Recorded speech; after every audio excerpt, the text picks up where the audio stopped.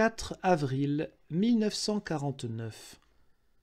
Le pacte atlantique, dont le texte a été rendu public le 18 mars, est signé à Washington le 4 avril. Déclaration du général de Gaulle. Comme je l'ai dit le 29 mars, à la presse française et étrangère, le pacte atlantique a, par lui-même, la valeur d'une méritoire et salutaire manifestation d'intention de la part des États-Unis et de la nôtre.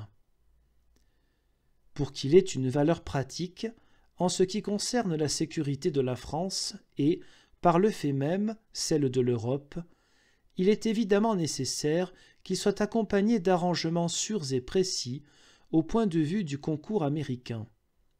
Je répète donc, avec insistance, que la nation française doit, pour le moment, réserver son jugement d'ensemble sur le pacte atlantique.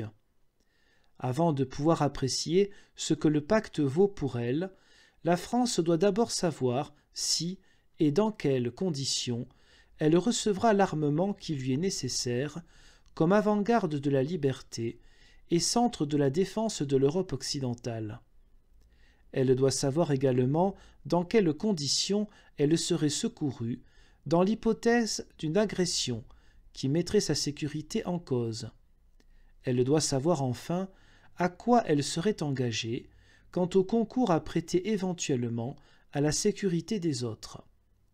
Bref, si l'on doit se féliciter de voir les puissances de l'Atlantique mettre en commun le principe de leur défense, il est indispensable qu'elles assument en commun cette défense elle-même d'une manière claire et effective.